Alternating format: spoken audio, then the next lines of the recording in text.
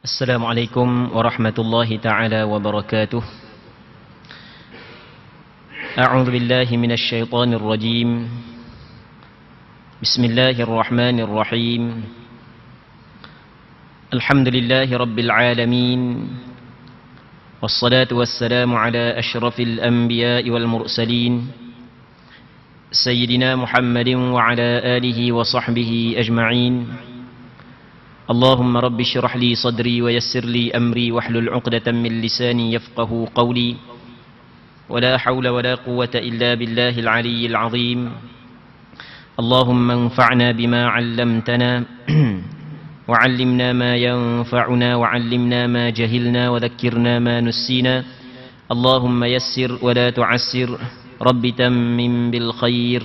اللهم افتح علينا فتوح العارفين، وفقنا توفيق الصالحين. اللهم لا سهل إلا ما جعلته سهلا وأنت تجعل الحزن إذا شئت سهلا.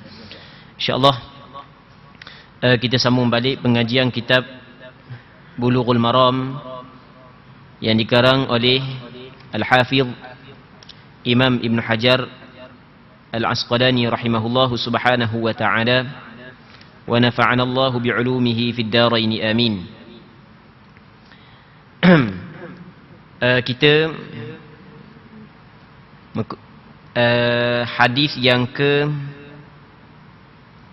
310 kadi bukan 311.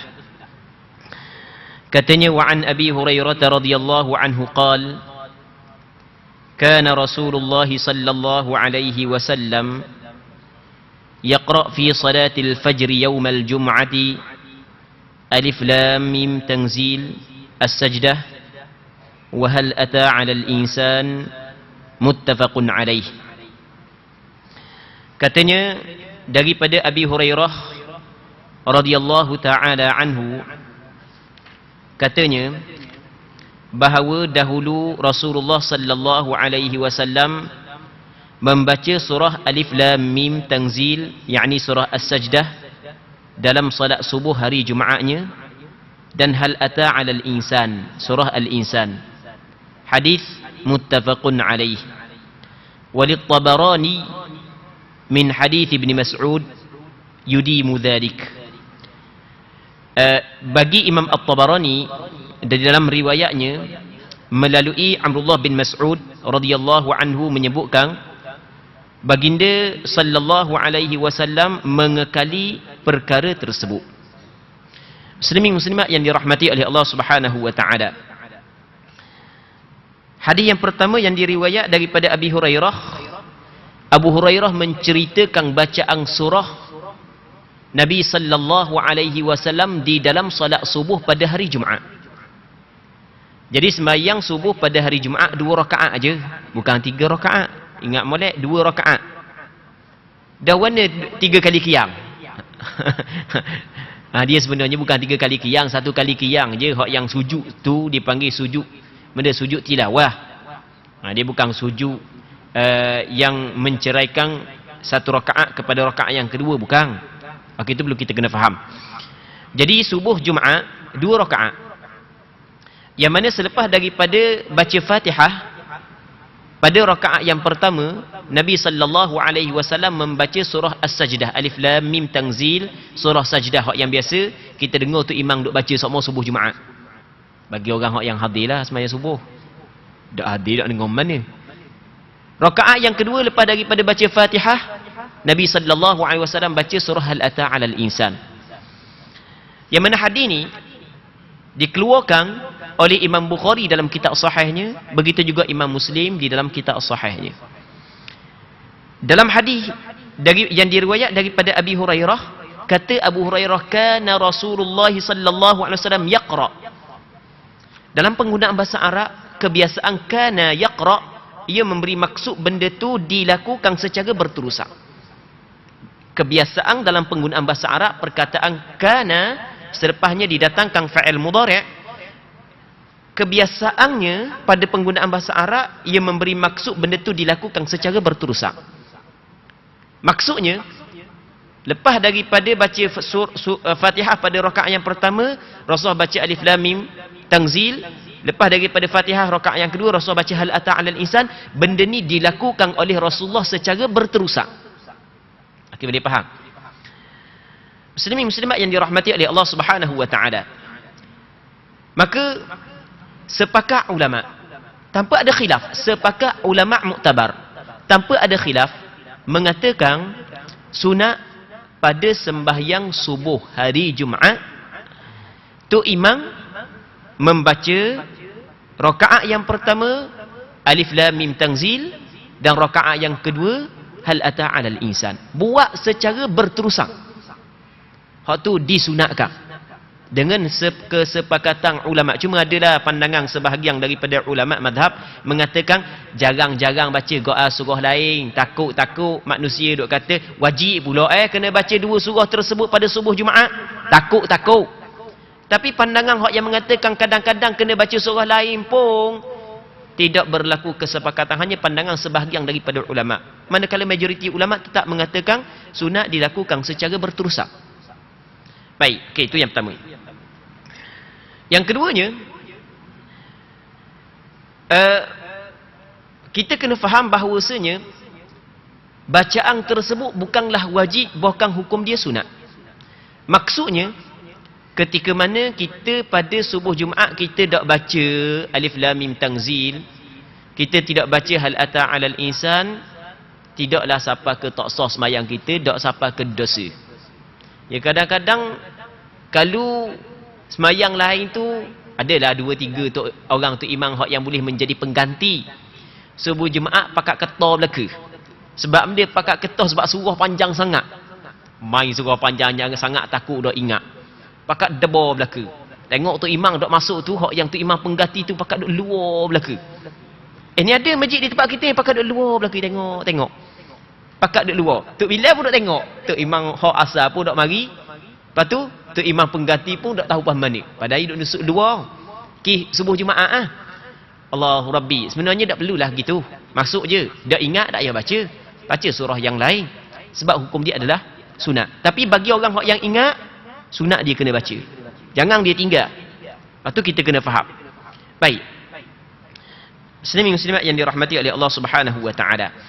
Dalam riwayat Imam At-Tabarani, Imam At-Tabarani meriwayatkan satu hadis daripada Abdullah bin Mas'ud, yang mana Abdullah bin Mas'ud mengatakan kana yudimu dzalik.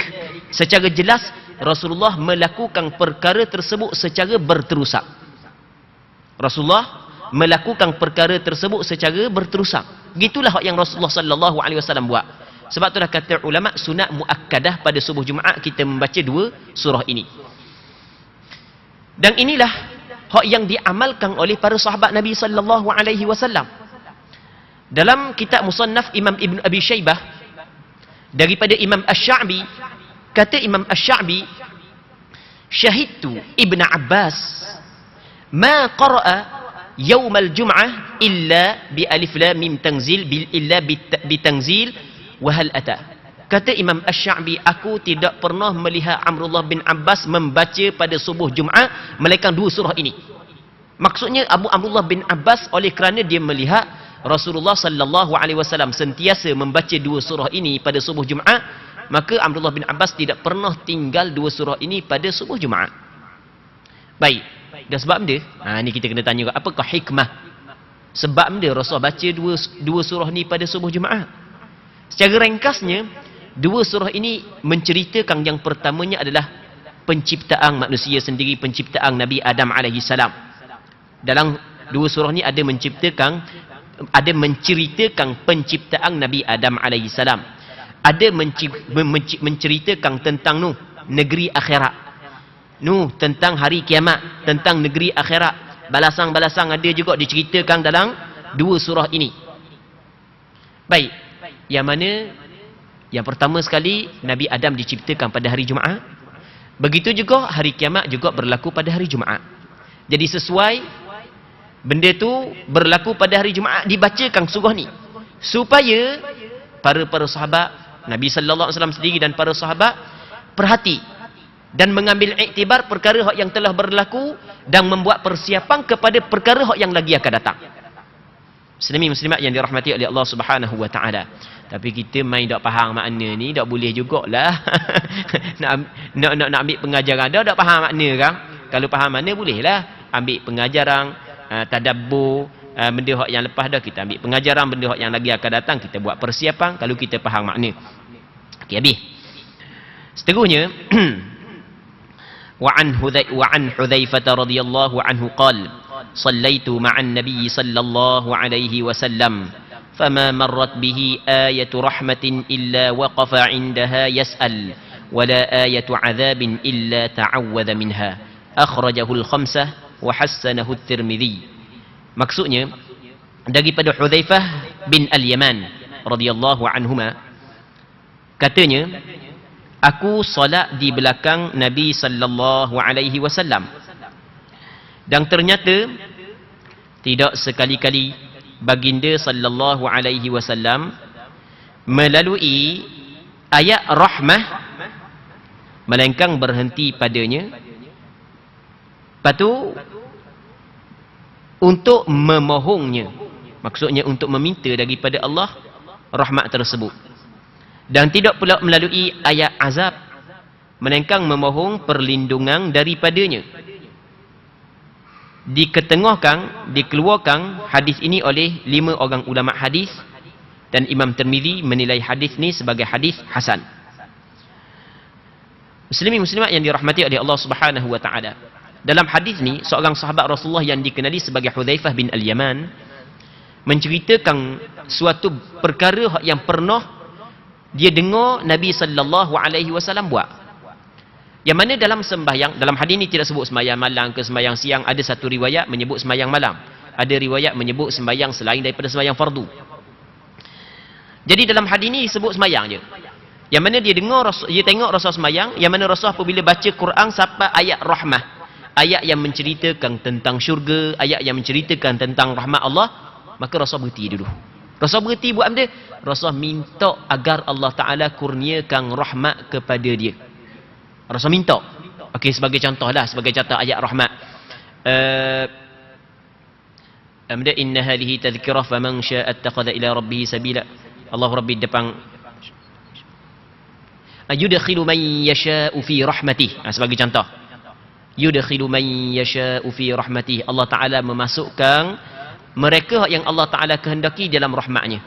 Allah Ta'ala memasukkan orang yang Allah Ta'ala kehendaki dalam rahmatnya. Maka kalau mengikut apa yang dibuat oleh Rasulullah, kita berhenti sekejap, sunat kita minta Allahumma adkhilna fi rahmatik. Ya Allah, masukkanlah kami ke dalam rahmatmu. Okey, itu sebagai contoh. Begitu juga Rasulullah apabila dilalu ke ayat azab, ayat menceritakan tentang neraka, tentang azab Allah Subhanahu wa taala, maka Rasul berhenti dan Rasul sallallahu alaihi wasallam meminta perlindungan kepada Allah daripada azab tersebut. Baik. Maka daripada hadis ini kata ulama, ketika mana kita membaca Al-Quran, sama ada dalam sembahyang ataupun luar sembahyang, apabila kita lalu ayat rahmah, maka comel digalakkan kita minta daripada Allah Subhanahu wa taala. Kalau kita baca ayat azab, lalu ke ayat azab, digalakkan, disunatkan kita minta agar Allah Ta'ala lindungi kita daripada azab tersebut. Okey, itu perlu kita kena hak yang kita dapat ambil daripada hadis ini. Cuma ada riwayat menyebut bahawasanya perbuatan Rasul adalah pada sembahyang sunat. Maka sebab itulah kata ulama, dalam sembahyang sunat, ketika kita membaca Al-Quran, tengah-tengah kita baca ayat Quran sampai ayat azab, sunat kita minta Allah Ta'ala lindungi kita. Sampai ayat rahmat, sunat kita minta Allah Ta'ala kurniakan kepada kita. Ada pun sembahyang fardu ada sedikit perselisihan di kalangan ulama. Boleh tak kita buat? Namun pandangan majoriti ulama mengatakan tidak menjadi masalah, hukum dia sama ada sembahyang fardu ataupun sembahyang sunat. Kerana sembahyang fardu dengan sembahyang sunat hukum dia sama sahaja, walaupun ada sebahagian daripada ulama membezakan di antara sembahyang fardu dan sembahyang sunat. Majoriti ulama kata sembahyang fardu ke sembahyang sunat ke hukum dia sama. Melainkan ada pengecualian. Melainkan bagi imam. Bagi imam, kalau sekiranya kalau dia duduk doa pula, dah lah baca ayat panjang dah, doa pula jadi panjang, menyebabkan dia menyusahkan kepada makmum, maka tidak digalakkan kepada imam melakukan hal tersebut. Kerana apa yang dituntut kepada imam adalah meringankan sembahyang. Sebagaimana Nabi sallallahu alaihi wasallam bersabda dalam hadis yang diriwayat oleh Imam Bukhari dan Muslim, kata Rasulullah, "Idza amma ahadukumun nas," apabila seorang di kalangan kamu menjadi imam kepada manusia, falyukhaffif, maka hendaklah dia ringankan sembahyang. Maksudnya jangan panjangkan sembahyang. Sebab dia, fa inna fihi mus-saghira wal kabira wad dha'ifa wal marid wa dzal hajah. Kerana makmum tu ada hak budak-budak kecil, ada orang tua. Budak kecil kita nak latih dia sembahyang, mai sembahyang panjang-panjang, pakai dak mari terus. Ada hak tua bukan boleh diri lama. Hak tua-tua tau. Lepas tu ada pula orang hak yang lemah, orang hak yang sakit, orang hak yang mempunyai hajat keperluan lepas daripada sembahyang kerja apa semua sekali kan. Jangan panjang. Tapi kata Rasulullah, wa idza shalla wahdahu falyusalli kaifa syaa. Tapi kalau sembahyang seorang diri, kau lah nak sembahyang panjang mana pun. Baik. Jadi oleh kerana imam dia terikat dengan makmum, maka tu imam dia kena jagalah. Maksudnya janganlah menyebabkan penambahan doa, menyebabkan dia telah memanjangkan sembahyang, sedangkan memanjangkan sembahyang ketika makna dia menjadi imam adalah ditegur oleh Nabi sallallahu alaihi wasallam. Itu perlu kita kena faham, muslimin muslimat yang dirahmati oleh Allah Subhanahu wa taala. Seterusnya kata dia, wa an ibni Abbas radhiyallahu anhu radhiyallahu anhuma qala Rasulullah sallallahu alaihi wasallam, ala wa inni nuhitu an aqra al-Qur'ana raki'an aw sajida, fa amma ar-ruku' fa'azzimu fihi ar-rabb, wa amma as-sujud fajtahidu fi ad-du'a, faqaminun an yustajaba lakum, rawahu Muslim. Maksudnya daripada Abdullah bin Abbas radhiyallahu taala anhuma, katanya Rasulullah sallallahu alaihi wasallam bersabda, ketahuilah sesungguhnya aku dilarang. Rasul kata aku dilarang. Aku dilarang membaca Al-Quran. Aku dilarang membaca Al-Quran. Padang jangan berhenti situ. Berhenti sesak barak habis ya. Warna pula dilarang baca Quran, jangan berhenti situ.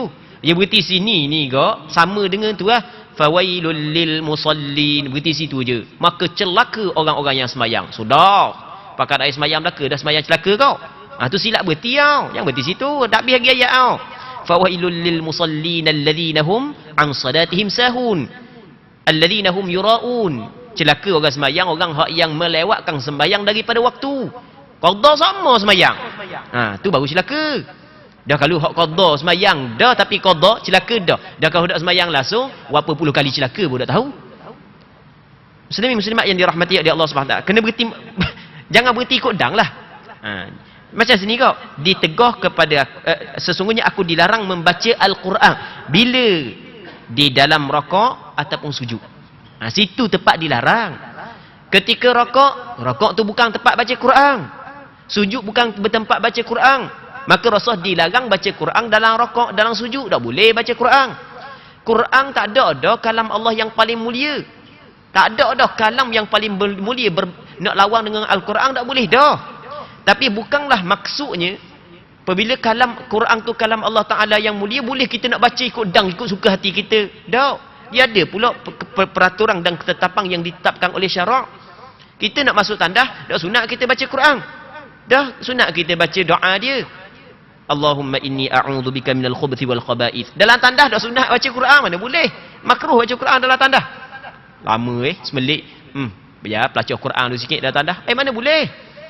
Walaupun Quran kalam Allah Ta'ala yang cukup mulia, tapi kita kena ingat tempat kita baca pun ada peraturan-peraturan yang ditetapkan oleh syarak. Di antara tempat yang dilarang, yang syarak larang kita baca Quran adalah ketika rakaat dan ketika sujud. Baik. Ni baca dengan sengaja. Kalau tak sengaja nak buat wan ni, tu tak ada masalah. Tambah rakaat tak sengaja pun nak batal sembahyang. Tak dosa pun. Kalau tambah rakaat dok sengaja, dak batal sembahyang, dak dosa pun. Hak yang dosa adalah ketika sengaja. Hak batal sembahyang ketika sengaja. Ni masalah salah ketika sengaja. Kalau sengaja tidak menjadi masalah, dimaafkan.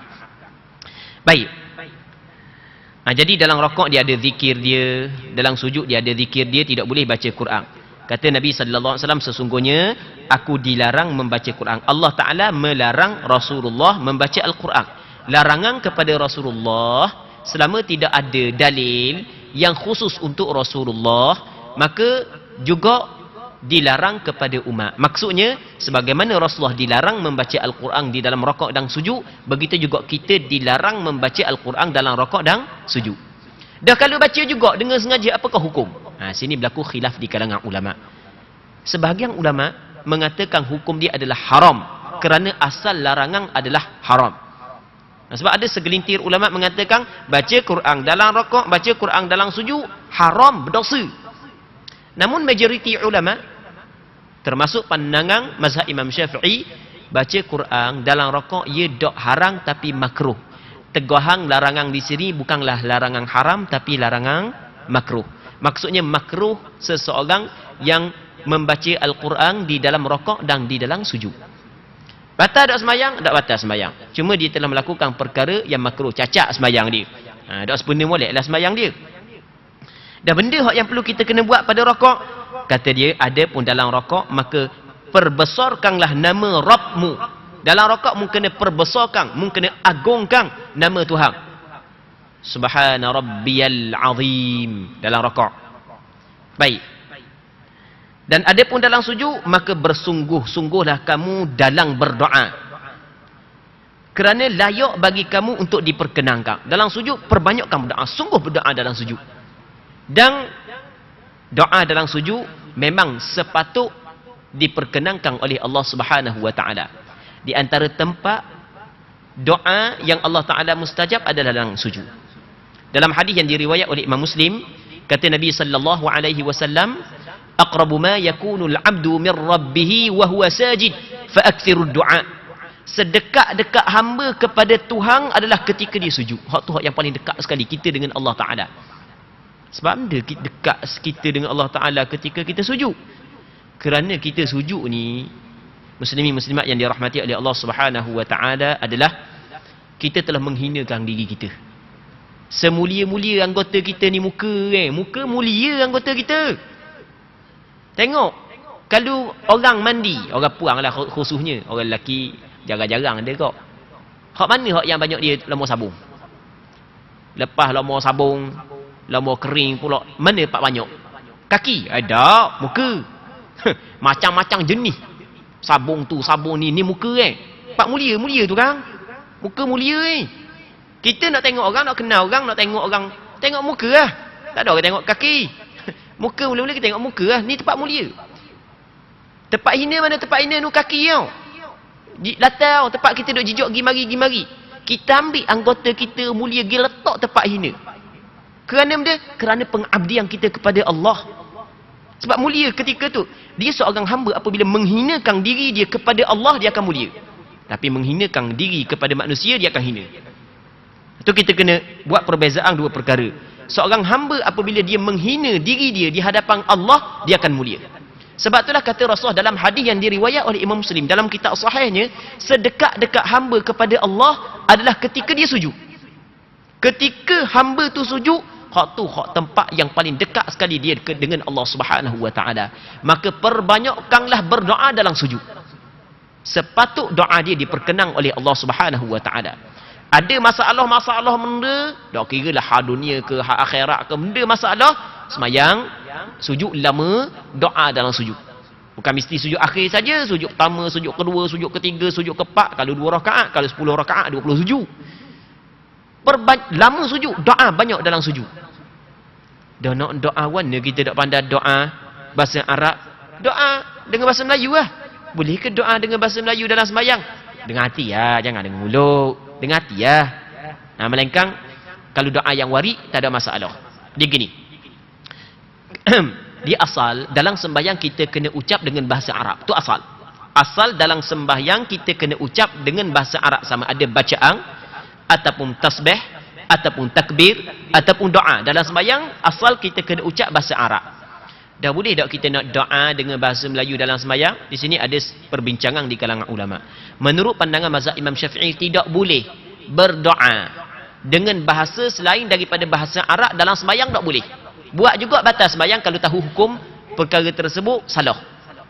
Melainkan dalam mazhab Imam Syafi'i ada pengecualian. Melainkan kalau doa tu adalah doa yang warid. doa yang datang daripada Nabi sallallahu alaihi wasallam boleh diterjemahkan dengan bahasa sendiri dalam sembahyang, tapi dengan syarat kita tidak pandai bahasa Arab. Okey, bagi orang yang nak berdoa dalam sembahyang dengan bahasa Melayu, menurut pandangan mazhab Imam Syafi'i dibolehkan, tapi dengan dua syarat. Syarat yang pertama, dia tidak pandai berbahasa Arab. Syarat yang kedua adalah doa tersebut adalah doa ma'thur, doa yang datang daripada Nabi sallallahu alaihi wasallam. Antara doa ma'thur yang dibaca oleh Rasulullah di dalam sujud adalah Allahumma ghfirli, ya Allah ampunlah kepada aku. Kalau tak pandai nak baca Allahumma ghfirli, kita nak sebut boleh, ya Allah bagilah pengampunan kepada aku, boleh. Tapi takkan doa nak sebut Allahumma ghfirli, doa lalu lagu Hindustan hok beli lidah molek-molek ada ingat, takkan Allahumma ghfirli dak ingat. Muslimin muslimat yang dirahmati oleh Allah Subhanahu wa taala. Okey, selagi perlu kau kita kena setuh sikit, dituntut kena ingat sunat, dituntut kita berdoa dalam sujud. Dan apabila kita berdoa, dah banyak doa dipanjang sujud, tak ada masalah, sebab sujud rukun yang panjang, bukan rukun pendek. Sujud boleh 8 jam pun, tapi tak ada orang sujud sampai 8 jam. Maksudnya ikutlah panjang mana pun nak doa, boleh, tak ada masalah. Boleh kita nak panjangkan sujud. Tapi kena ingat, apabila kita makmum, kita terikat pergerakan sembahyang kita dengan pergerakan sembahyang imam. Ini kalau kita makmum. Ketika mana kita nak berdoa dalam sujud, sedangkan kita makmum, kita kena ra'i pergerakan imam. Kalau kita tak ra'i pergerakan imam, sila imam tinggal kita 2 rukun, maka batal sembahyang kita. Atau kita kena faham. Sebab Nabi sallallahu alaihi wasallam menyebut dalam satu hadis, innama ju'ilal imam liyutamma bih. Sesungguhnya dijadikan imam supaya diikut. Jadi apabila tu imam bangun dah daripada sujud, kita kena bangun ikut imam wajib. Berdoa hukum dia sunat. Dah kita kena utamakan hak mana? Hak wajib Jangan utama hak sunat pula. Allahu Rabbi, siapa masa wajib bayar hutang, nya dak bayar hutang nya pergi sedekah. Hak tu dak kena cara gitu. Sedekah tu sunat, bayar hutang tu wajib. Kalau dak siapa masa tu lainlah. Ni hak jadi masalah siapa masa dah. Okey, itu perlu kita kena faham, muslimin muslimat yang dirahmati oleh Allah Subhanahu wa taala. Seterusnya ada wa an Ibn Abbas radhiyallahu anhu, hadis yang sama.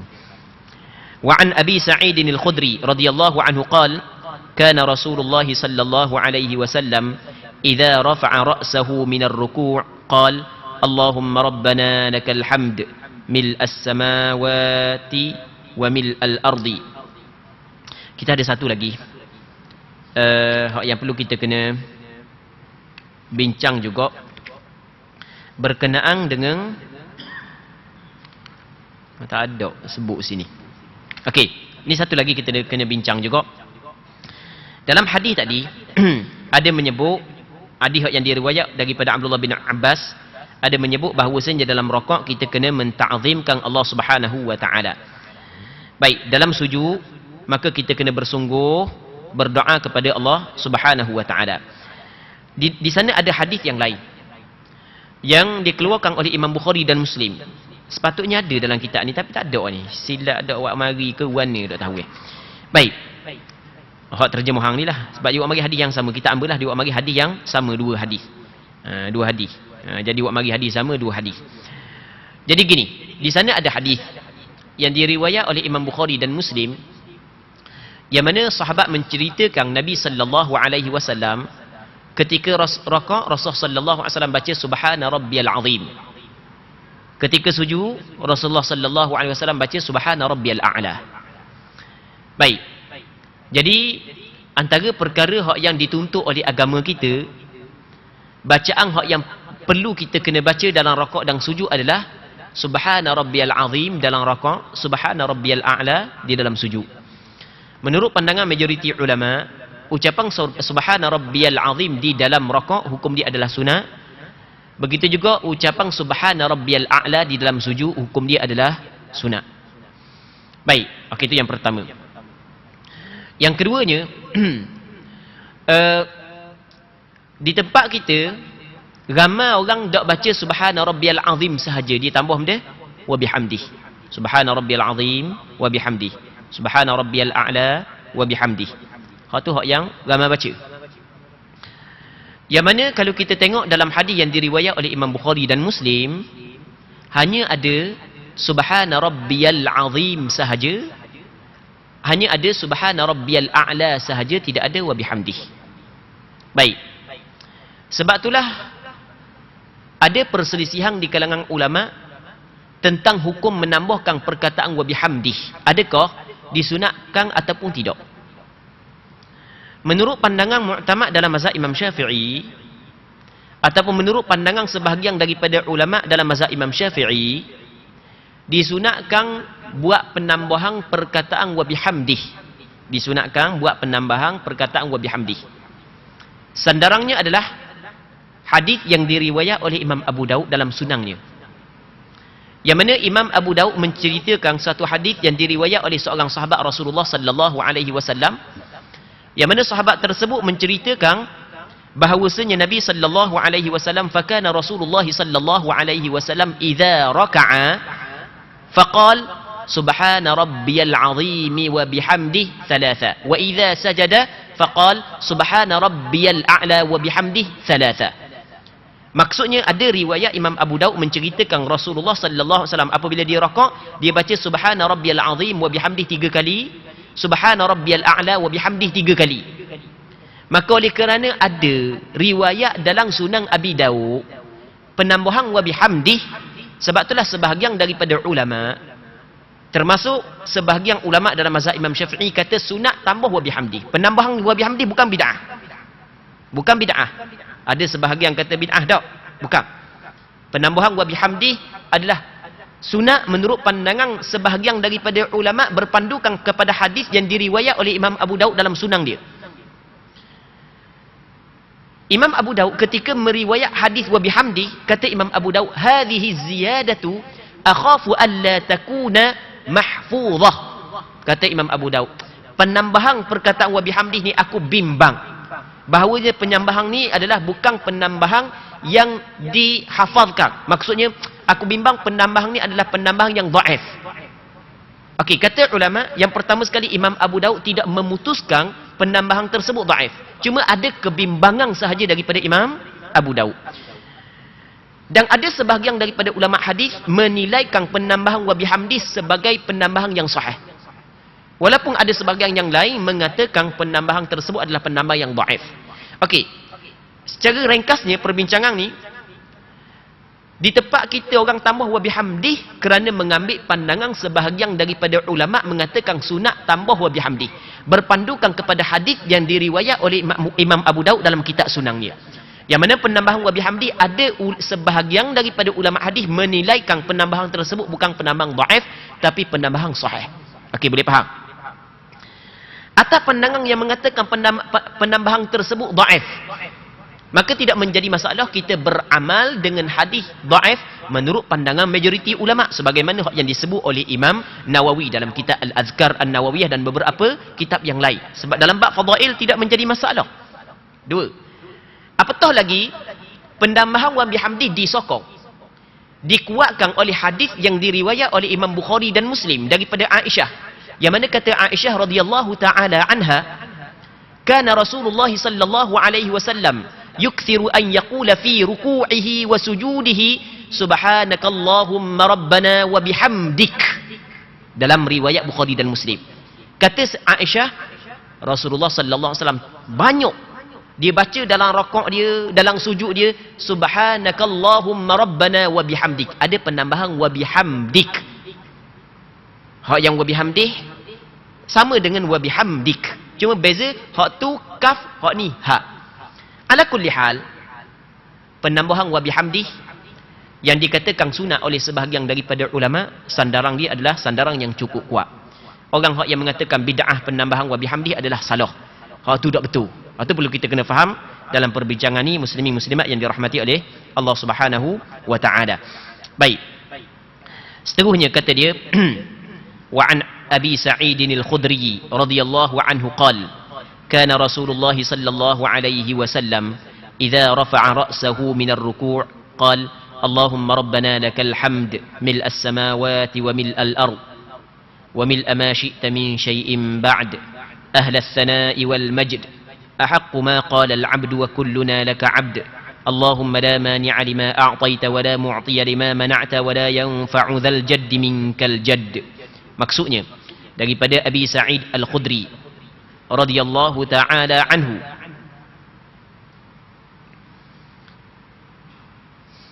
warna pula cambar kita amba kan. Kita amba ni ada sikit cambar sikit. Dia mari hadis lain kita terjemah hak lain. Jadi dia ada tinggal kalau gini dia terjemah lagu mana daripada Abi Hurairah telah menceritakan bahawa Rasulullah sallallahu alaihi wasallam bila bangun untuk solatnya mengucapkan takbir saat berdiri. Jauh hak ni cerita tentang ucapan ketika Rasulullah bangun daripada rakaat. Jauh dia ada tinggal beberapa hadis. Padang pun jadi kucai sikit Baik, ala kulli hal biarlah. Jadi kita akan baca semula hadis yang dia dak sebut sini. Allahu Rabbi. Kucai sikit. Hadis yang 314 dia mari dua kali. Hadis 314 dia mari dua kali. Hadis yang menceritakan tentang Rasulullah sallallahu alaihi wasallam baca subhana rabbiyal azim, subhana rabbiyal a'la tak ada. Hadis yang menceritakan tentang takbir intiqalat pun tak ada, tapi terjemahan ada. Jadi kucai sungguh. Allah Rabbi. Biarlah kita baca terjemahan lah. Terjemahan yang hadis berkait dengan takbir intiqalat. Daripada Abi Hurairah radhiyallahu taala anhu telah menceritakan bahawa Rasulullah sallallahu alaihi wasallam bila bangun untuk solatnya mengucap takbir saat berdiri. Rasulullah kalau bangun nak sembahyang dia akad takbir ketika dia berdiri. Takbir dia nama dia takbiratul ihram. Kita cerita panjang lebar dah tentang takbiratul ihram ketika kita bincang hadis Mada'al Musi Sadatah sebelum daripada ni. Hadis seorang sahabat yang dia sembahyang saat ni tu dok comel. Sembahyang dia dok comel, Rasulullah sallallahu alaihi wasallam tegur dia dan Rasul suruh sedia sembahyang semula. Kata Rasulullah, irji' fa salli fa innaka lam tusalli. Munggi semula, mu sembahyang semula sebab mu belum lagi sembahyang. Sampai ketiga kali dia kata aku tidak pandai dah. Lain daripada tu Rasulullah, ajarlah kepada aku sembahyang. Maka Rasul ajar. Di antaranya Rasul suruh dia bertakbir. Kita cerita panjang dah tentang takbiratul ihram. Jadi Rasul apabila bangun daripada bangun untuk sembahyang, Rasul berdiri, Rasul akad takbir. Takbir ini dinamakan sebagai takbiratul ihram. Kemudian mengucap takbir saat rakaat. Ketika Rasulullah sallallahu alaihi wasallam rakaat, Rasul ucap takbir. Ini dipanggil takbir dia dalam bahasa kitab fiqh, dalam istilah kitab fiqh dipanggil takbir intiqalat. Intiqalat ni adalah takbir perpindahan daripada satu rukun kepada rukun yang lain. Masa kita nak rakaat, sunat kita bertakbir. Baik. Yang mana dalam hadis dia menyebut perkataan hina. Ni tak ada dalam hadis, ni tak ada. Tapi kebetulan kita ingat hadis tu. Jadi kita ingat tak apalah. Jadi dalam hadis Rasulullah sallallahu alaihi wasallam sebut perkataan hina, ketika. Jadi apabila ketika kata ulama ucapan Allahu Akbar mesti dilakukan ketika kita bergerak. Jangan bahang dulu Allahu Akbar baru gerak ataupun gerak dulu baru kata. Okey, boleh faham kan? Jadi maksudnya bila kau sunat kita kata Allahu Akbar ketika kita nak turun kepada rakaat, apabila berlaku pergerakan daripada qiyam kepada rakaat, di situ sunat kita kata. Jangan kita kata Allahu Akbar dulu baru turun kepada rakaat. Ada juga orang buat gitu, ada apa tak ada orang? Dia buat mana? Kan dia spekar tinggi. Spekar tinggi. Spekar Jadi dia bahang dulu. Dia tu imam. Allahu Akbar selesai baru turun kepada rakaat. Sebab kali turun lalu tak bunyi pula Allahu Akbar di spekar lagi tau. Okey, benda tu sebenarnya adalah tidak tepat dengan apa yang dibuat oleh Rasulullah. Okey, boleh faham kan? Dan ada sebahagian turun dulu sampai rakaat, siap dah, masuk dah rakaat baru Allahu Akbar. Hak yang bertepatan dengan perbuatan Rasulullah sallallahu alaihi wasallam adalah kita ucap Allahu Akbar ketika proses bergerak daripada qiyam kepada rakaat. Kita lampu merah dah, lampu isyarat merah dah dia nak teruskan. Nanti kita sambung semula perbincangan ni pada minggu-minggu akan datang insya-Allah. Wallahu subhanahu wa ta'ala a'la wa adam. Insya-Allah kita berdoa kepada Allah Subhanahu wa taala agar Allah Subhanahu wa taala memberkati majlis ilmu yang kita adakan pada malam yang mulia ini dan sama-sama dapat kita mengambil manfaat. Allah Subhanahu wa taala a'la wa a'lam. Allahumma haqqiqna bittiba'i nabiyyika Muhammadin sallallahu alaihi wasallam zahiran wa batina. Allahumma ij'alna mimman yastami'una al-qawla fayattabi'una ahsanah. Wa sallallahu wa sallim wa barik ala sayyidina Muhammad wa ala alihi wa sahbihi ajma'in. Walhamdulillahi rabbil alamin.